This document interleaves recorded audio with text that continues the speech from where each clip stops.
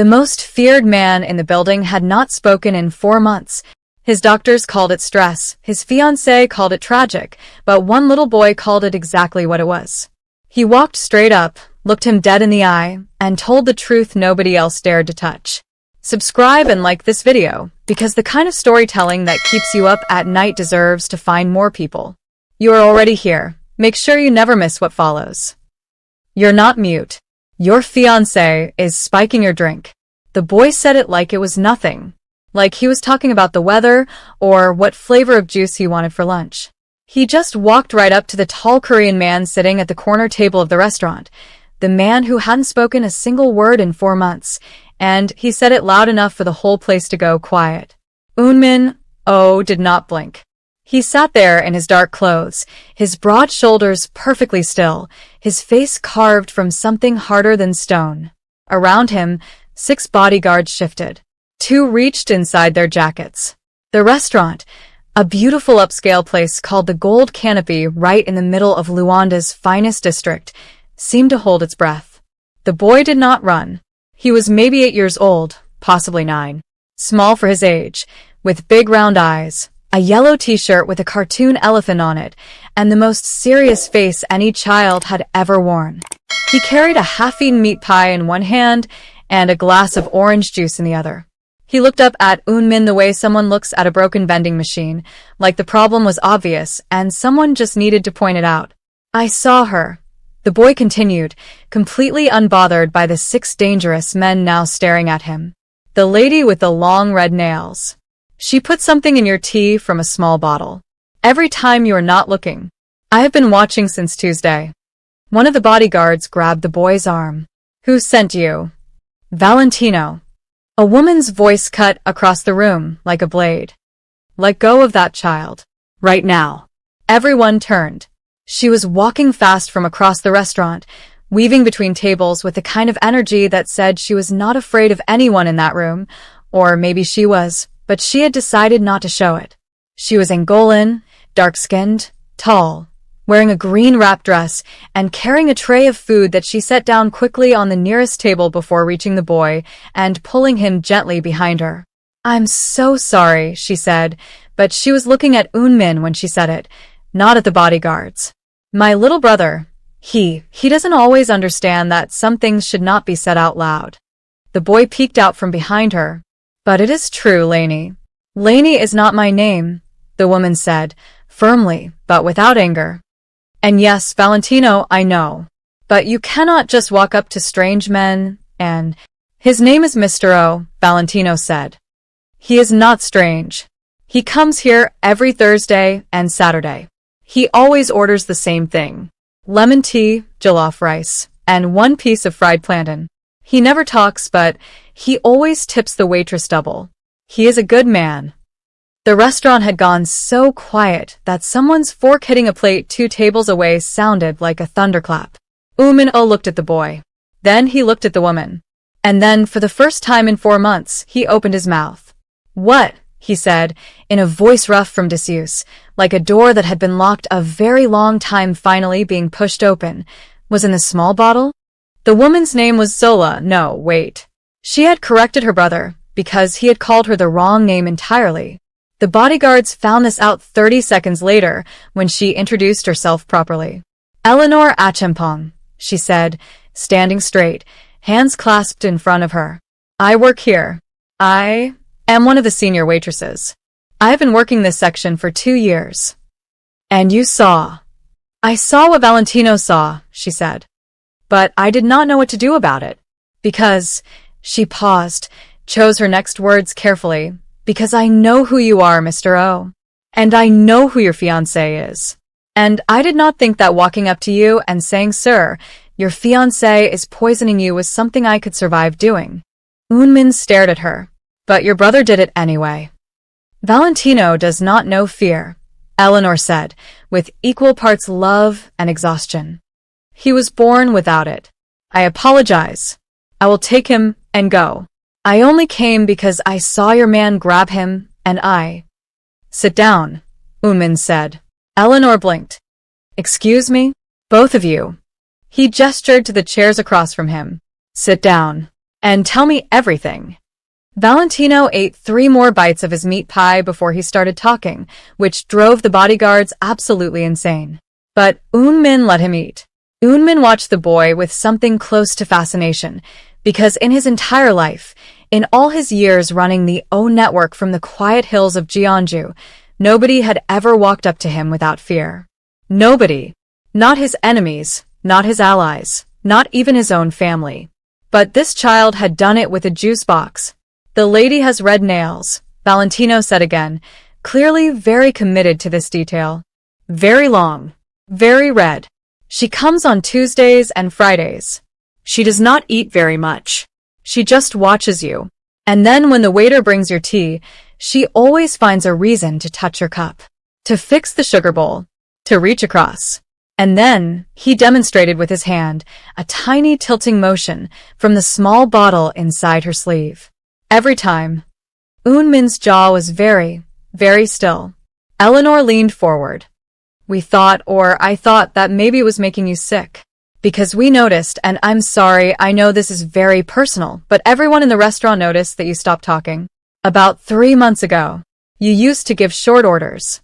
Lemon tea, jollof rice, plantain, just like Valentino said. And then 1 week you stopped talking. We thought maybe something personal had happened. We didn't. 3 months, 2 weeks, and 4 days ago, Eunmin said quietly. Eleanor went still.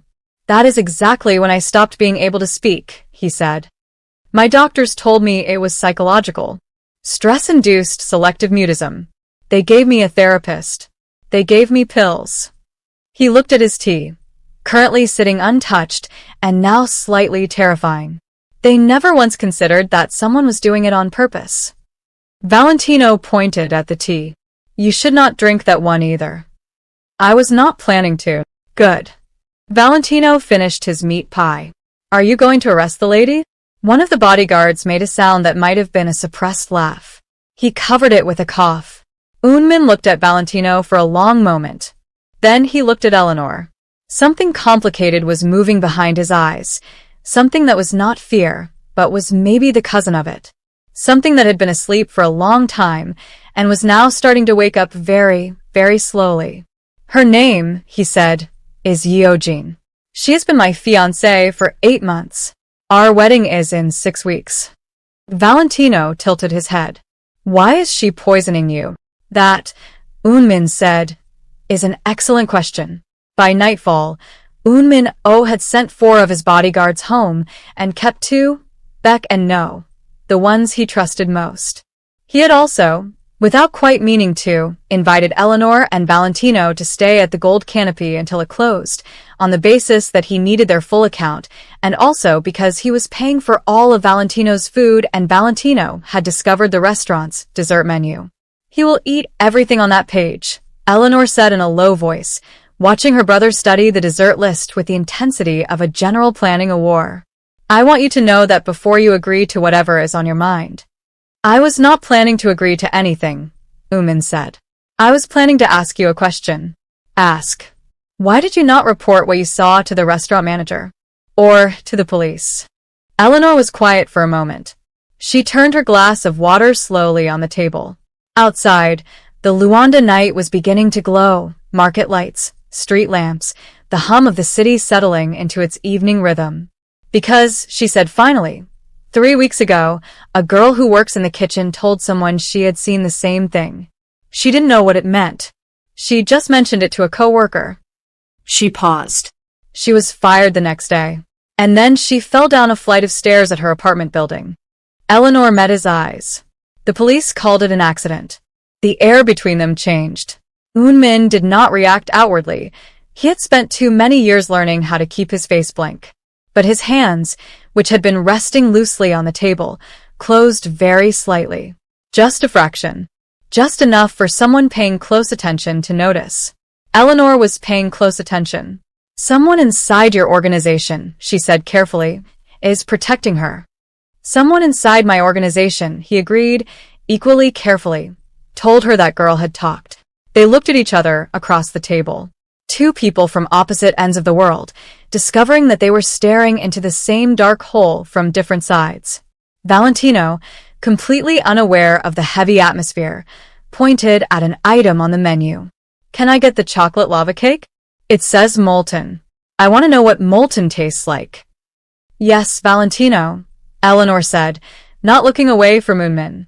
And the mango sorbet? Yes, Valentino. And the Valentino. Two things, the boy said, satisfied, and waved the waiter over.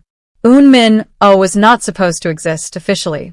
If you searched his name in any public record, you would find a very pleasant, very boring file about a businessman from Jeonju who ran an import-export company called Premium Goods, dealing in fine fabrics, specialty teas, and handmade ceramics traded between Korea and West Africa. He had offices in 3 countries. He paid his taxes on time. He donated money to a children's literacy foundation every year. None of this was a lie, exactly. It just wasn't the whole truth. The O network had started with his grandfather, a man who had built quiet power in a time when power could not be worn publicly. By the time it reached Unmin, the youngest of 3 brothers, it had become something enormous and carefully hidden, like a city built entirely underground. Unmin ran it not with threats or violence. He left that to the people who enjoyed it, but with information. He always knew things. He always knew them first.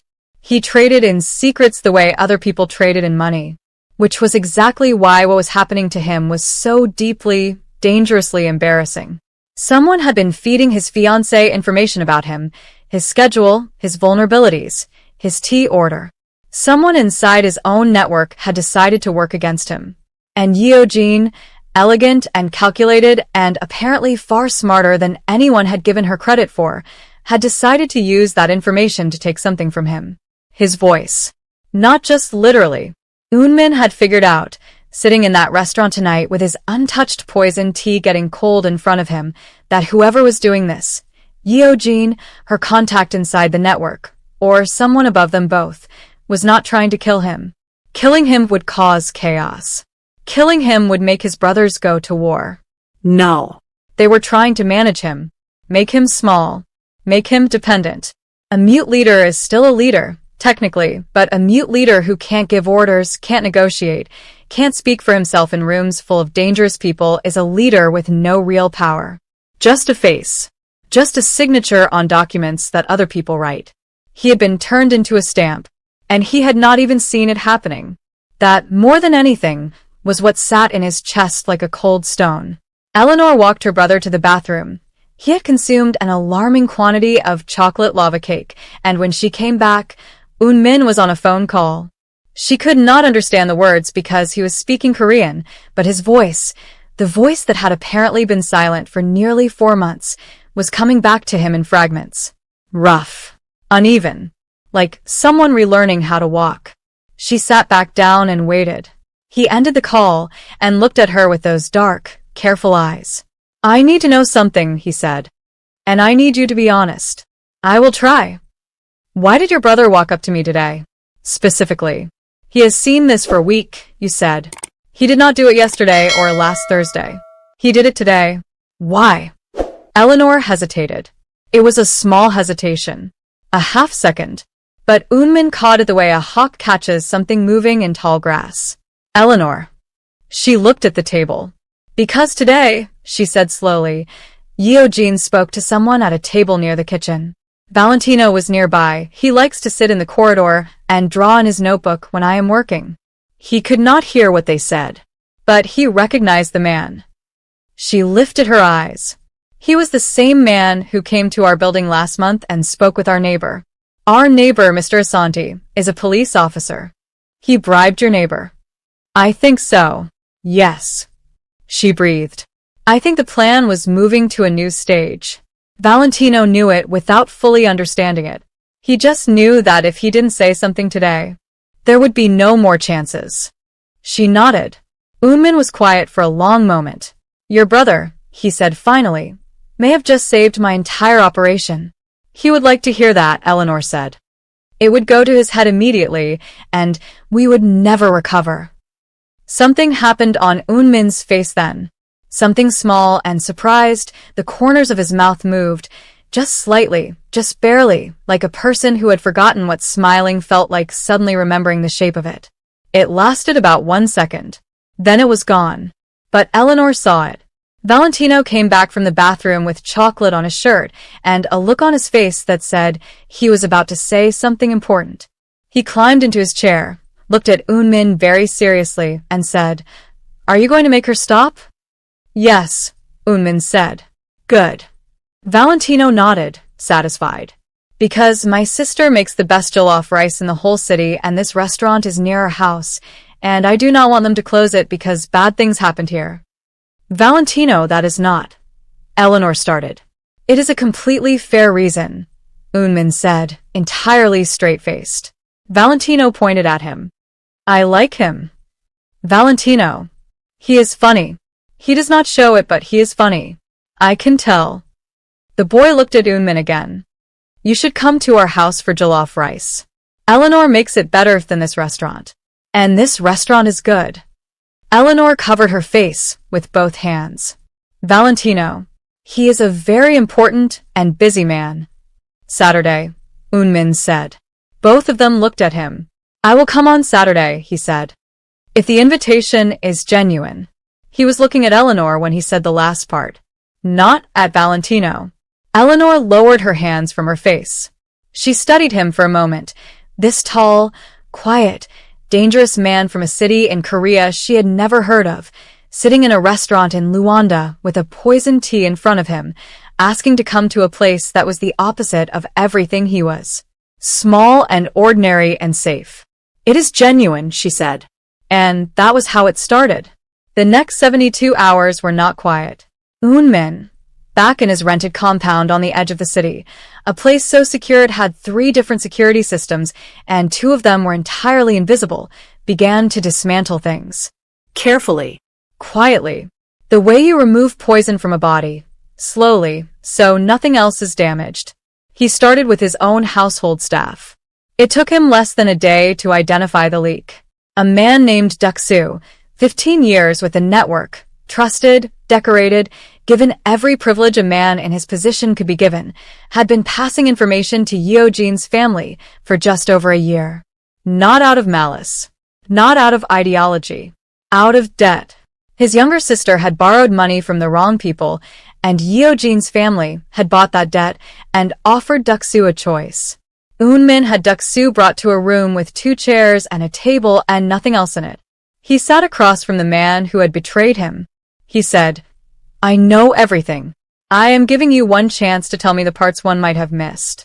Duksoo told him everything. It took 4 hours. By the end of it, Eunmin knew the full shape of what had been built around him, and it was much larger than one frightened man and one scheming fiancé. Yeojin's family, the Yeos, old money from Taejun, quiet and calculating in their own right, had been trying to merge with the O network for years. A marriage was the cleanest way. A marriage to a leader who was, by the time the wedding arrived, entirely dependent on his new in-laws for his own functioning. Even better, they had planned to use the wedding day itself as the moment of transfer. Papers would be signed. Structure would shift. By the time anyone understood what had happened, the O network would have a new set of hands on its controls. And Eunmin, voiceless and isolated, would be the face on a machine he no longer ran. He sat alone in that room for a long time after Duksoo left. He thought about how cleanly he had been targeted, how patiently, how completely. He thought about an 8-year-old boy with a meat pie and no fear. Yeojin arrived at the gold canopy on Friday morning, exactly as she did every Friday. She was beautiful in the way that expensive things are beautiful, sharp and perfect and slightly cold. Her nails were long and red, just as Valentino had said. She wore a silk blouse the color of cream and carried a bag that cost more than most people's monthly income. She smiled at the hostess. She requested her usual table, the one near the window, slightly diagonal from Eunmin's regular spot. She ordered sparkling water. She waited. What she did not know was that every single person in the gold canopy that morning, every waiter, every busboy, every hostess, had been briefed by a woman named Manager Sadie, who ran the restaurant and who had been approached very quietly and very seriously by two of Eunmin's people the night before. She had been told exactly what to watch for. She had been given instructions.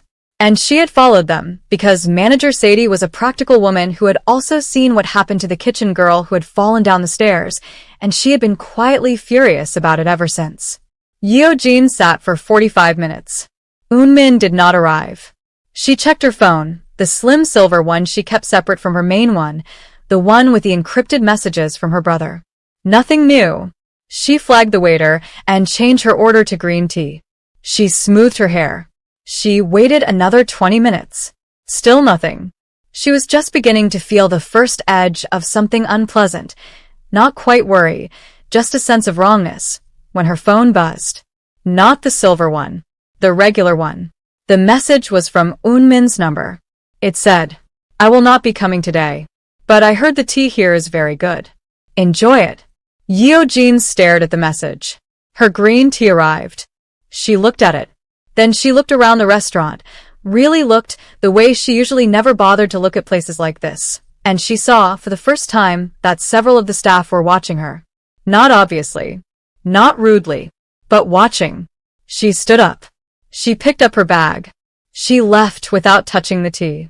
Outside, sitting in her car, her hands on the steering wheel, Yeo-jin allowed herself exactly 30 seconds of something that might have been fear. Then she called her brother. He knows, she said. Eleanor did not know any of this was happening. She was doing what she always did on Friday mornings, taking Valentino to his school, which was a 40-minute walk from their neighborhood, and then doubling back to start her shift at the restaurant. The city was loud and warm and alive around her. Street sellers called out from their carts. Taxis argued with each other at intersections. Valentino walked beside her with his backpack and his notebook, drawing things as he walked, a habit that should have been dangerous, but which Valentino performed with the unconscious grace of someone who had always done two things at once. "Are you thinking about him?" Valentino asked, without looking up from his notebook. "I am thinking about getting to work on time," Eleanor said. "You woke up early and checked your phone 4 times. "I was checking the weather." "You never check the weather." Valentino. "I am just saying," Valentino said mildly, drawing what appeared to be a very accurate portrait of a man with broad shoulders and a serious face, "that if you are thinking about him, it is okay. He is a good person. He has sad eyes but a nice laugh." He did not laugh. He almost did. 3 times. Valentino showed her the drawing. "I drew him. Do you want it?" Eleanor looked at the drawing. It was remarkable. Actually, Valentino had been drawing since he was 3 years old and had a memory for faces that their mother used to call supernatural. The drawing captured something in Eunmin's expression that Eleanor had noticed herself but couldn't have described, a kind of closed-door quality, like there was a room behind his eyes that he had learned to keep locked. "Put it in your notebook," she said, more gently than she intended. Valentino tucked it away, satisfied. "He will come on Saturday." He said so. People say things. "He is not a person who says things he does not mean," Valentino said with absolute certainty. He said Saturday. "He will come on Saturday." Eleanor did not answer. But when she got to work and was tying on her apron in the back room, she found herself already thinking about what to put in the jollof rice. Saturday came. Eunmin arrived at 6:47 in the evening, which was 3 minutes early. He stood outside the apartment building, a modest, clean, cheerful place on a street full of flowering trees, and looked at the door for a moment before going in. He had left his bodyguards 2 blocks away. He had come alone, which was either very trusting or very strange, depending on how you looked at it. He knocked. Valentino opened the door before he had finished knocking, which meant he had been watching from behind it. "You came," Valentino said, in a tone that managed to be both surprised and not surprised at all. "I said I would." People say things. Valentino stepped back and opened the door wider. Then he looked at the bag in Eunmin's hand, a plain brown bag, neatly folded at the top. "What is that?" "Persimmon tea. From Jeonju." Eunmin held it out. "It is from my hometown." "I thought it might be," he seemed to search for the word, "appropriate. To bring something." Valentino took the bag and smelled it solemnly. "It smells like honey in fall." That is what everyone from Gyeonggi says. I have never been to Gyeonggi. No one ever has, Eunmin said, something dry in his voice. That is also what everyone from Gyeonggi says. Valentino laughed, a real laugh, bright and sudden, and led him inside. The apartment was small and full of color. Every wall had something on it, drawings, framed photographs, a hand-painted calendar on the kitchen wall where someone had written little notes in the boxes. The furniture was not expensive, but it was well kept. Everything had been clearly and recently cleaned. Eleanor was standing at the stove with her back to the door, stirring something. She was in a yellow dress. Simple. Her hair was tied back. She had not tried to be anything other than what she was in her own home, and something about that, the plainness of it, the ease, made Eunmin stop in the doorway for a moment. He is here, Valentino announced. I heard the knock, Valentino, Eleanor said, turning. She looked at Eunmin. He looked at her. They had sat across from each other in a restaurant with a poison tea between them and had talked for 2 hours like people who were trying to solve a problem. That had been different. This was different in a way that was harder to name. Thank you for coming, she said. Thank you for the invitation. He brought persimmon tea, Valentino said, holding up the bag. He says it smells like honey in fall. I think it smells like what I imagine a library would smell like in a nice country. That is a very specific description, Eunmin said. I have very specific feelings about libraries, Valentino said, and went to put the tea on the counter. Eleanor and Eunmin stood there a moment, not uncomfortably, exactly, but in the way that two people stand when they are both aware that something is happening between them that neither of them has agreed to yet. The jollof is almost ready, she said. It smells extraordinary. Everything I cook smells extraordinary, she said, a small smile in her voice. It is a gift I was born with and have worked very hard not to be humble about.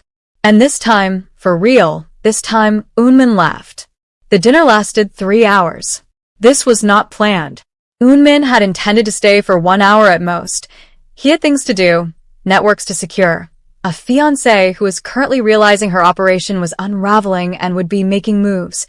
But somewhere in the middle of the jollof rice and the story Valentino was telling about the time, he had followed a dog for 6 blocks because he wanted to draw its face. The hour passed without anyone noticing. Valentino told stories the way other people breathed, constantly without thinking about it, pulling from some internal supply that never seemed to run low. He told Eunmin about school, about his best friend Pa who could name every country in the world but got confused by left and right, about the drawing competition he had won twice and almost won a third time but lost because the judge did not understand emotion, about the mango tree at the end of their street that gave the best mangoes in all of Luanda. Have you entered? Eunmin asked. He was not used to talking this much. His voice was still a little rough, still getting used to being used, but it was steadier now than it had been Thursday. Into the mango tree? Valentino considered this seriously. I have climbed it. Once. Eleanor made me come down. It is a very tall tree, Eleanor said, in the tone of someone who has told this story many times, mostly to themselves in the dark. I made it to the 3rd branch. He made it to the 3rd branch, Eleanor confirmed. And then he stood up. Standing is the natural next step. On a branch, while holding a notebook, trying to draw the view. Eunmin looked at Valentino. Valentino looked at Eunmin with the calm expression of someone who does not see the problem. Did you get the drawing? Eunmin asked. Valentino brightened. Yes. Do you want to see? He disappeared into his room and came back with a notebook stuffed so full of drawings that it barely closed.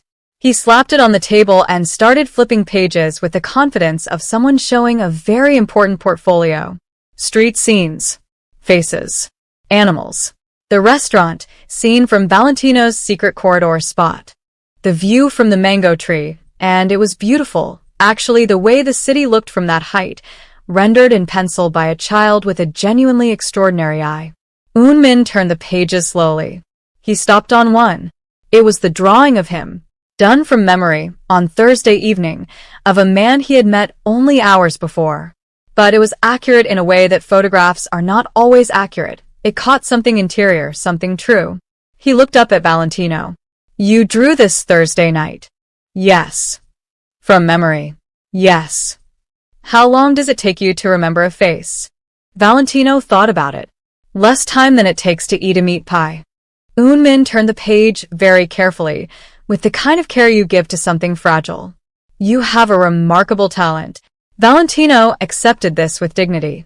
I know. Eleanor says I should go to art school. I want to go to art school, but first I want to see the ocean. We are 1 hour from the ocean, Eleanor said.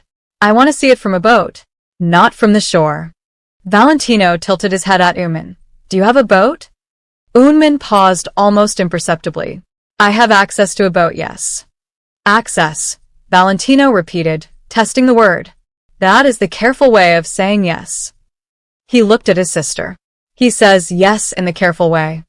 Valentino, do not invite yourself onto the man's boat. I did not invite myself. I asked if he had one. If I had invited myself, I would have asked when are we going. He looked at Eunmin. When are we going?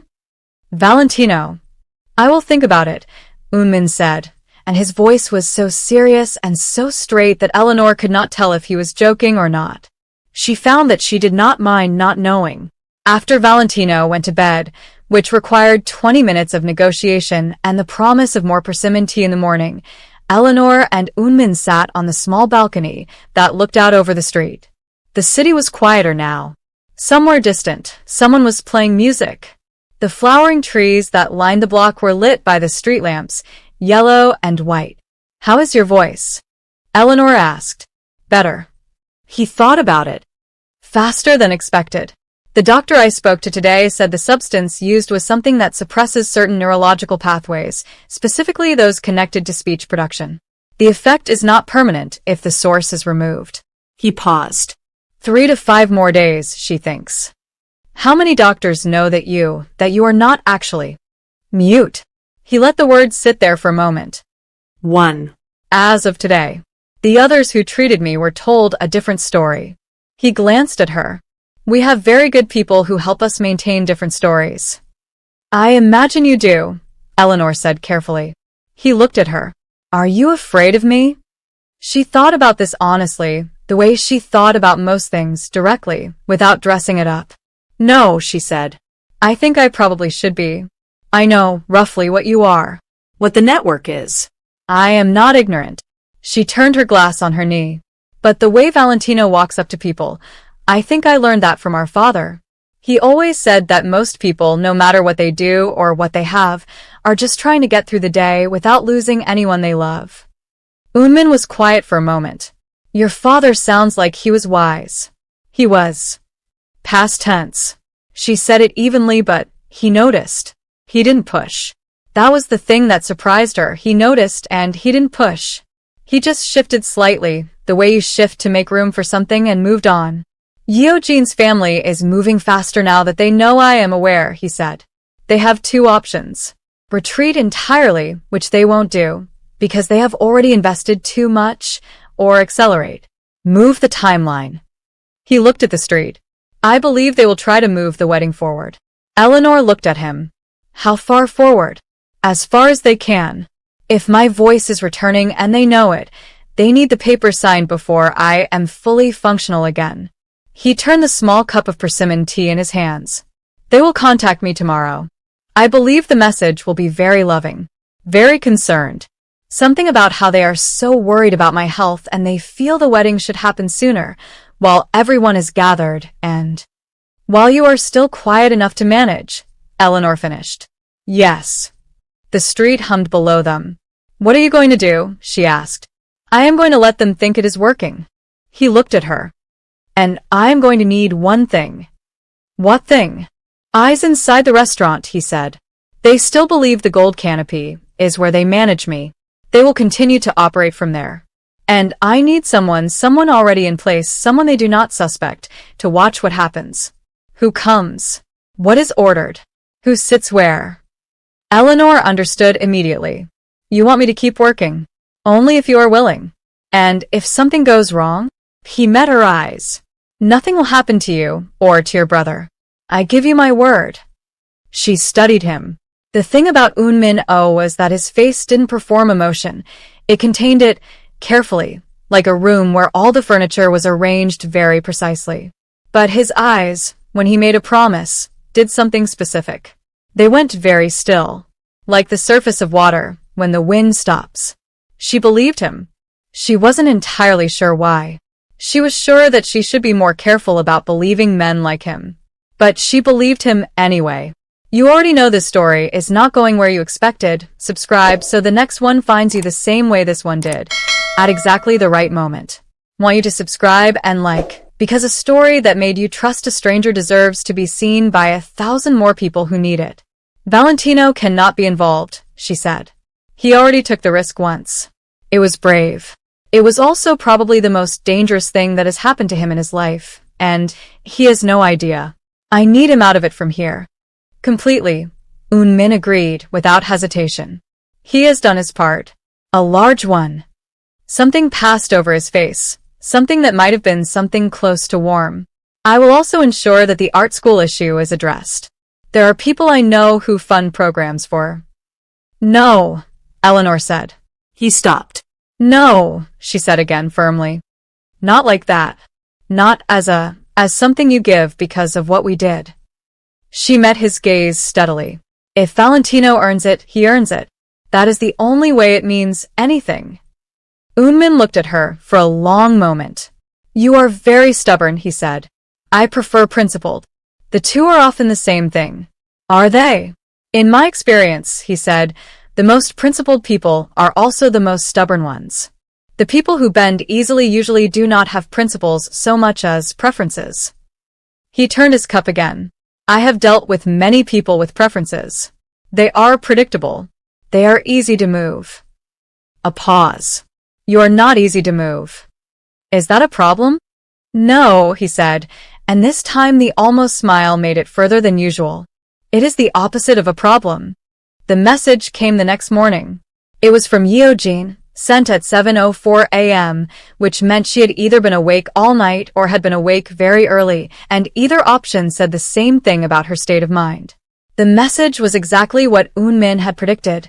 Warm, worried, full of references to his health and their relationship and how much everyone loved him and wanted to support him through this difficult time.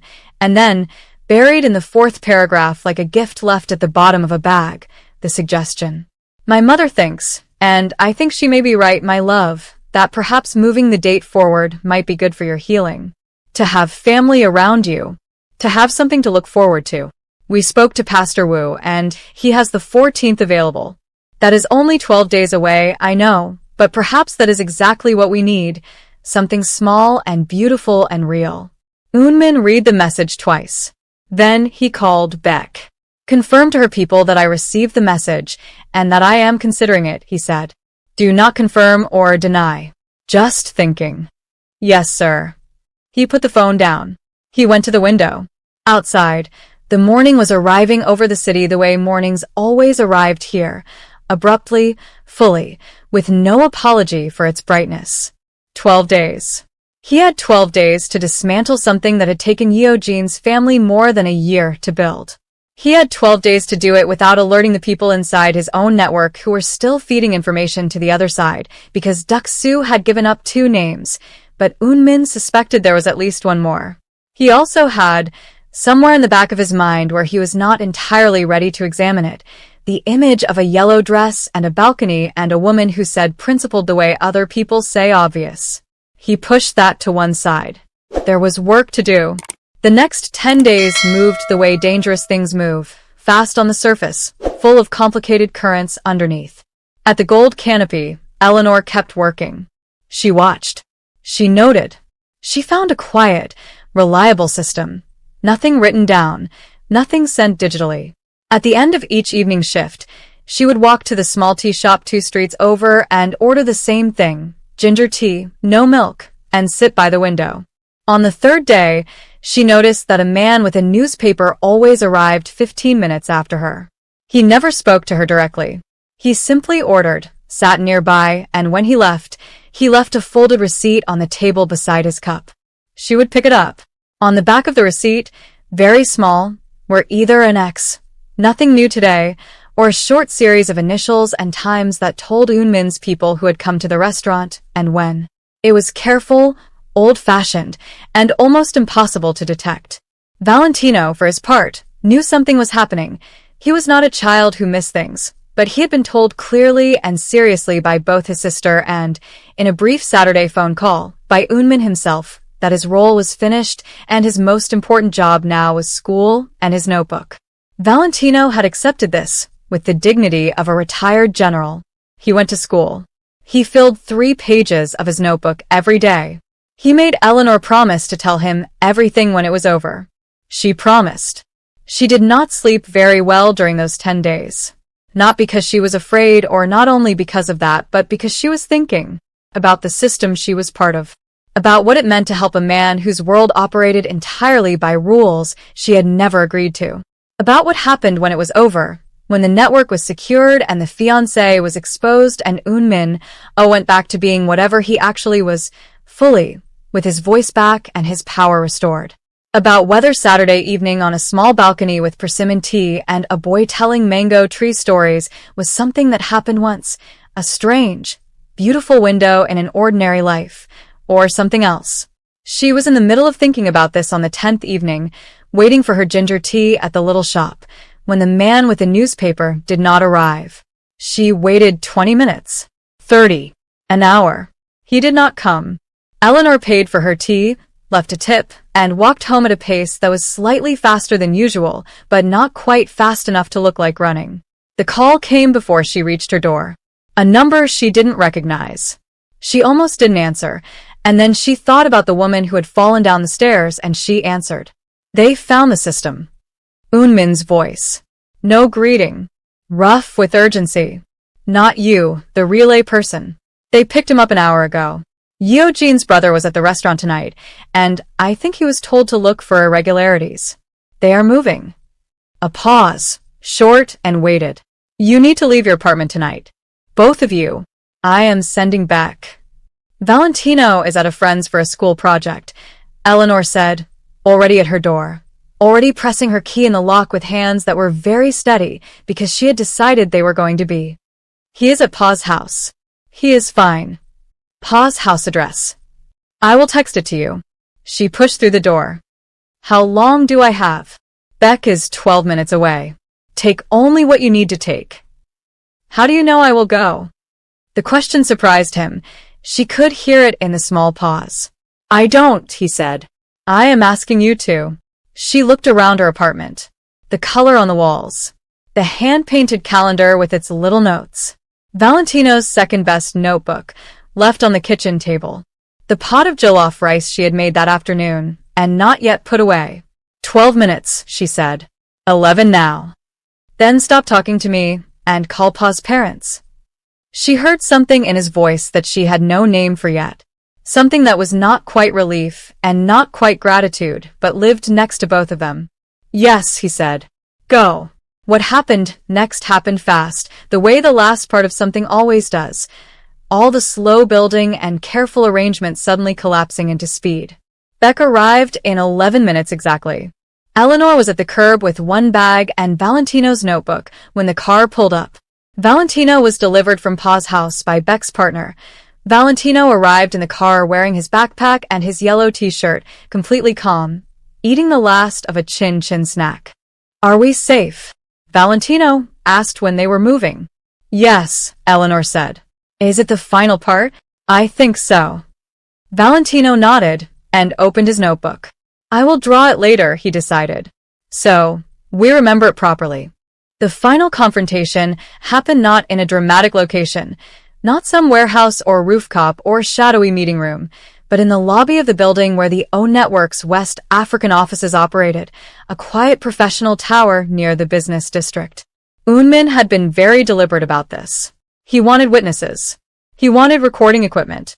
He wanted it done in the open. Yeojean arrived at 9:15 a.m. on the 12th day. She had been told, via a carefully worded message, via Duxu, who was now working in the opposite direction, that Unmin had made his decision about the wedding and wanted to meet her privately before the formal announcement. She arrived looking perfect, as she always did. Red nails, cream blouse, the small silver phone in her bag. She walked into the lobby. She saw Eunmin. He was standing in the center of the room, not sitting, not at a desk, standing upright, arms loose, his full height. And he was looking at her with eyes that were completely, entirely awake. The two people standing to his left and right were his lawyers. Yeojin, he said. Clearly. Steadily. Every word sharp and clean. She stopped. You are not able to make me silent forever, he said. But I want you to know, I understand what you were trying to do, and it was very well planned. Better than most things I have seen. He tilted his head, just slightly. The persimmon extract? Genuinely creative. I did not know it could be modified to suppress speech. I learned something. She said nothing. Her face had gone very careful. The problem, he continued, is not that you tried. People try. It is what people do. He stepped forward, just one step. The problem is that you did it using my network's own infrastructure, my own people, my own resources, and when a girl who worked in a restaurant noticed and mentioned it, she was hurt. That girl is now in a hospital in Takoradi with her family, and she is going to recover fully. You should know that. His voice did not rise. It stayed entirely level. But I want to be very clear about what follows from that. What followed, stated calmly and with full legal precision, was complete and total removal. The engagement, formally legally ended. The Yeo family's financial connections to the O network terminated, with documents signed before this meeting had even taken place. A full account of the substance used and its effects delivered to a medical regulatory authority that would make very interesting inquiries. And, most importantly, the recording of Duxu's full account, including every name mentioned, including Yeojin's brother, who had thought himself untouchable. He was not untouchable. No one ever is. Yeojin stood very still through all of this. She was not a stupid woman. Eunmin had always known that, and he acknowledged it now with a kind of professional respect that had nothing warm in it. She had been playing a long game with sophisticated pieces. She had simply underestimated one thing. An 8-year-old boy, she said finally. Her voice was flat. An 8-year-old boy, Eunmin confirmed. With a meat pie and no fear. She left. She walked out of that lobby the same way she had walked into it, perfectly composed, perfectly controlled, and that Eunmin thought was the last perfectly controlled thing she would get to do for some time. He found Eleanor and Valentino at the safe house, a clean, comfortable apartment that Beck had set up on the eastern side of the city that afternoon. He knocked. Valentino answered the door, again, before the knock was finished. "It is done," Valentino asked. "It is done." Valentino stepped back and gave a single, decisive nod. "Good." Eleanor made jollof rice. She always makes jollof rice when she is worried about something. She has made it twice today. "I was not worried," Eleanor said from the kitchen, with the calm of someone who is definitely lying. "She was worried about you," Valentino told Eunmin seriously. "Not the situation. About you specifically." Valentino. "It is true." He went back to the table and his notebook, entirely satisfied with himself. "She made extra plantain also. She only makes extra plantain for people she likes." Eunmin walked through to the kitchen. Eleanor was stirring the jollof. She did not turn around immediately. She gave herself one moment, just one, and then she turned. "He told you," she said. "He told me." She looked at him, at his face, which looked different today. Not lighter exactly, but less compressed. Like something that had been held very tightly for a long time and was now being allowed to simply be. "Are you all right?" she asked. "I am." He considered the word carefully. Unencumbered. For the first time in a while. That is a good word. I have a good vocabulary. I have had 4 months of not using it. Something dry moved through his voice, through his eyes. I have things to say. She turned back to the rice for a moment, gave it one more stir, then turned back. "Is the girl in Takoradi really going to be all right?" "Yes." "I spoke with her family this morning. She will need time, but she will recover fully. The hospital bills are covered. Her family will not need to worry about money for," he paused, "a considerable time." Eleanor looked at him for a moment. "You did not have to do that." "I know. You did it anyway." It was right, he said simply. And that was the end of the explanation because it did not need more than that. Eleanor was quiet for a beat. Then she said, "The rice will be ready in 10 minutes. Stay." He did not hesitate. Yes. 3 weeks later, on a Saturday, because it was always a Saturday for them, a boat moved slowly out of the harbor. It was not a large boat. Not what you would imagine when you thought of a network leader and his resources. It was a clean, well-kept wooden vessel with a canopy for shade and enough room for 4 people and a lunch basket. Eunmin had borrowed it from a man he knew, a fisherman whose family he had supported for years in ways the man didn't fully know. Valentino stood at the bow, the front, with his notebook in one hand and his eyes absolutely enormous. The ocean stretched out in front of them. Not the shore view, not the view from land. The water view, where you turn and look back and the city is a line of color in the distance, and in front of you there is nothing but open sea. "Oh," Valentino said. It was the smallest sound he had ever made. He stood there for a long time, not drawing, just looking, feeling the boat move under him, feeling the spray. The sun was doing something extraordinary to the water, breaking it into thousands of small lights, and Valentino, who had drawn everything he had ever seen, was quiet in the face of something he had not seen yet. Eleanor stood beside Eunmin at the back of the boat. "He is going to try to draw all of this," she said. "I know. He will run out of pages." I had Beck put 3 new notebooks in the basket. She turned and looked at him. He looked at the horizon with a very specific expression he had when he had done something he was quietly pleased about but was not going to announce. "You thought ahead," she said. "I usually do. Did you think ahead about this?" She meant the boat, the day, the Saturday, all of it, the whole chain of things that had led from a Thursday afternoon in a restaurant to here. He turned to look at her. The wind was doing something to the moment, lifting it slightly, making everything feel a little bit lighter than it was on land. "No," he said. "This I did not think ahead about." A pause. "Some things you cannot plan. Is that comfortable for you? Not planning."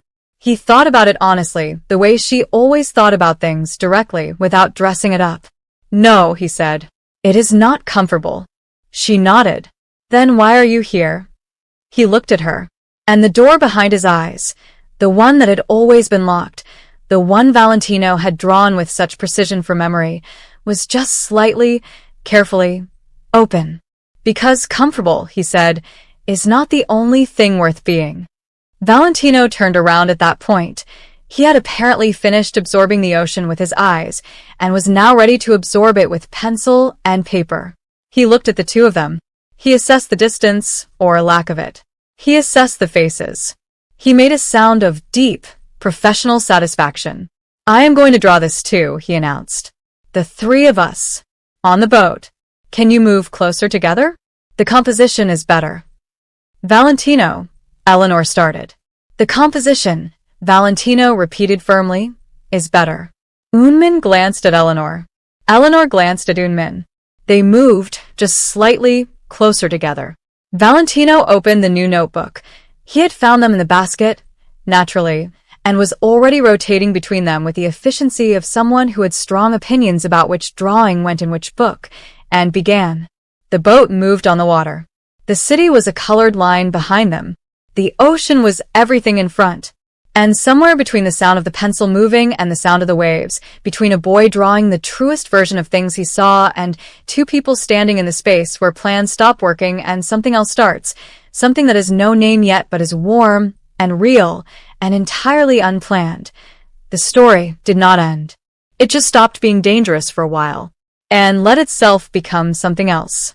The notebooks filled up by the time the boat turned back toward the harbor. Valentino had used 47 pages, Eleanor counted later, because Valentino was very proud and wanted the number confirmed, and the drawings were extraordinary.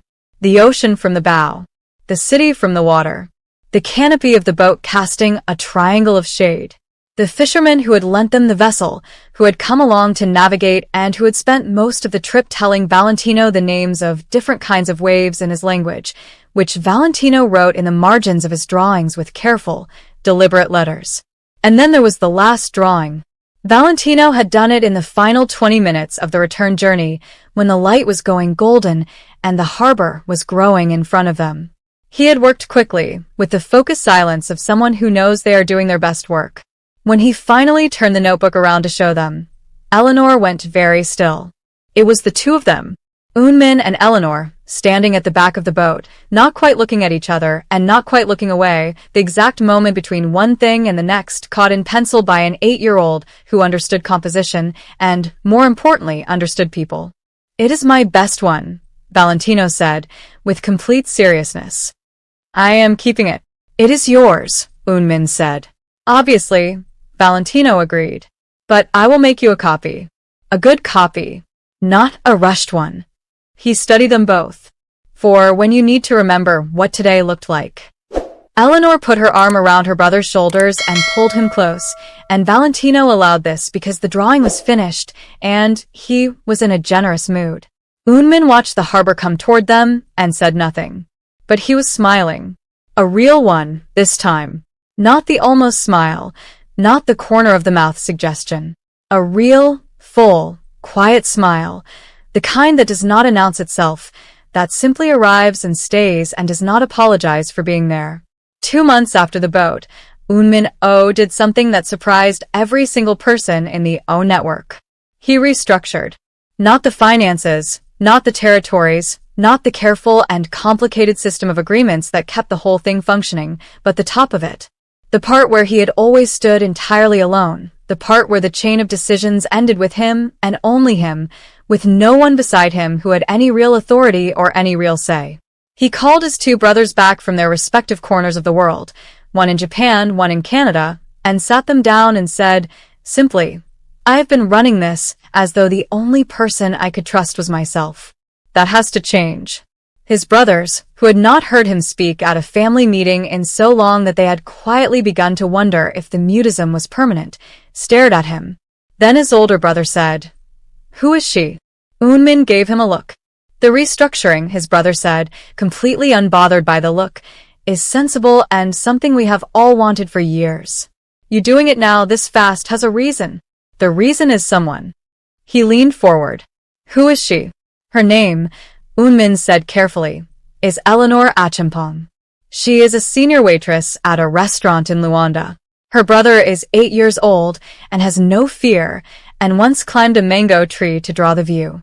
His brothers looked at each other. "We want to meet them," the younger one said. "You will," Eunmin said. "Eventually." "Soon," the older one corrected. "Eventually," Eunmin said again and picked up his tea.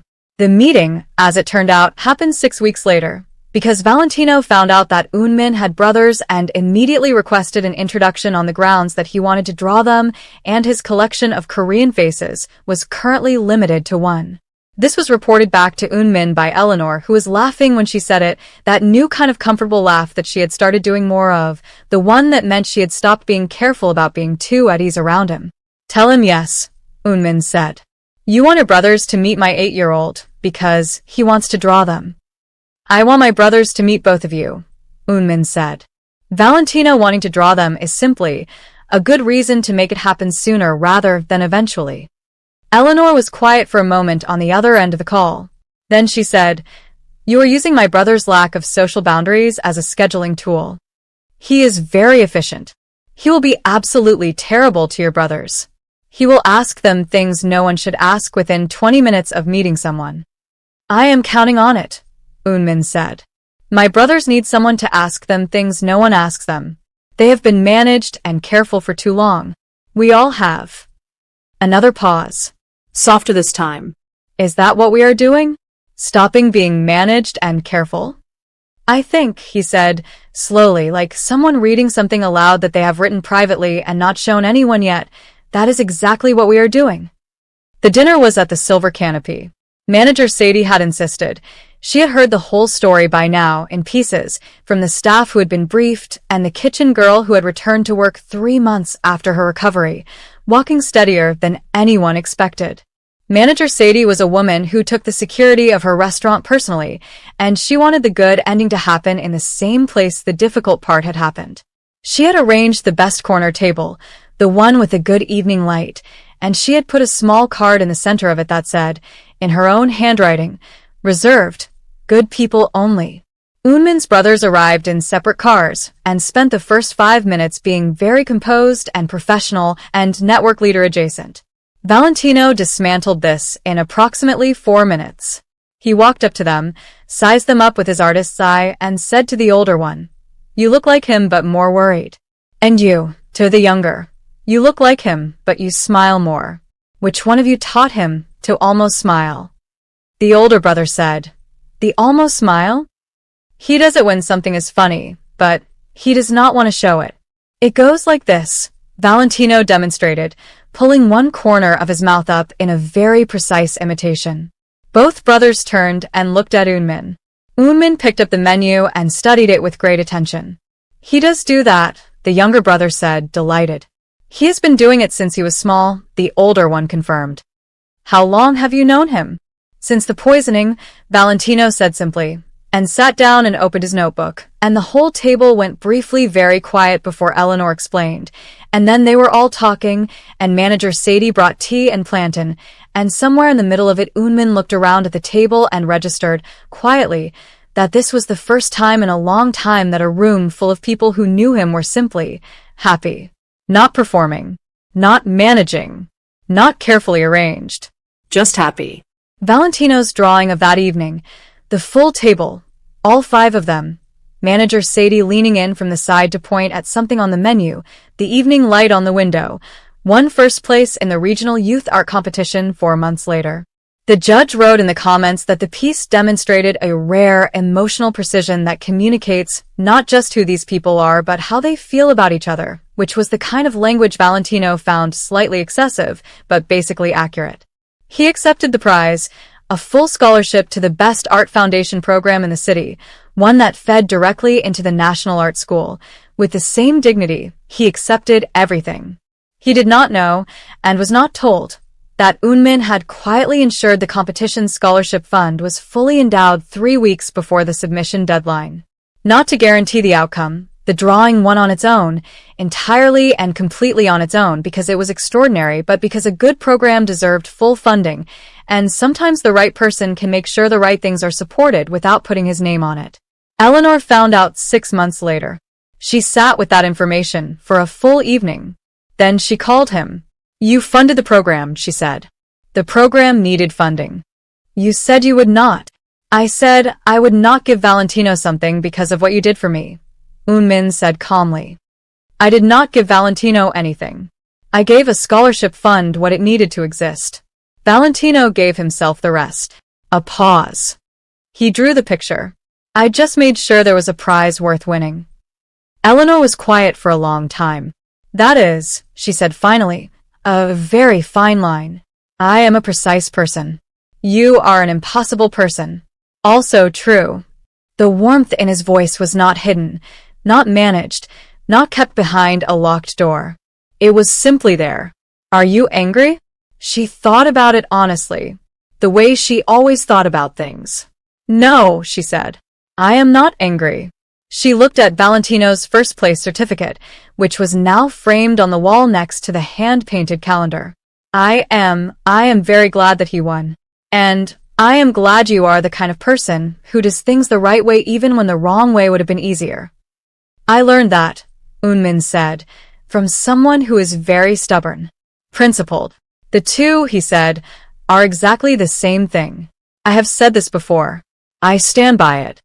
And Eleanor laughed, fully, openly, the kind of laugh that fills a room even when you're the only one in it, and the sound of it crossed the city between them and arrived exactly where it was supposed to. The boat went out again on the first Saturday of the following month. And the month after that. Always on a Thursday, with 3 new notebooks in the basket, and with jollof rice in a container that Eleanor packed the night before. Extra plan because some habits are worth keeping. And always, every single time, without fail, Valentino stood at the bow with his enormous eyes and watched the ocean like it was something that could not be used up. Like it would always have more to show him. Like the world was full of things waiting to be seen by someone patient enough and unafraid enough to actually look. Valentino had walked up to the most dangerous man in the room with a meat pie and zero fear, and changed everything. That kind of courage does not belong only in stories. It belongs in the hands of people who share it forward. Subscribe because the next story is already waiting, and it was written for someone exactly like you. Every like on this video tells the algorithm that good storytelling still matters, and it does. We will see you tomorrow, same way Eunmin always showed up, quietly on time, and ready for something real.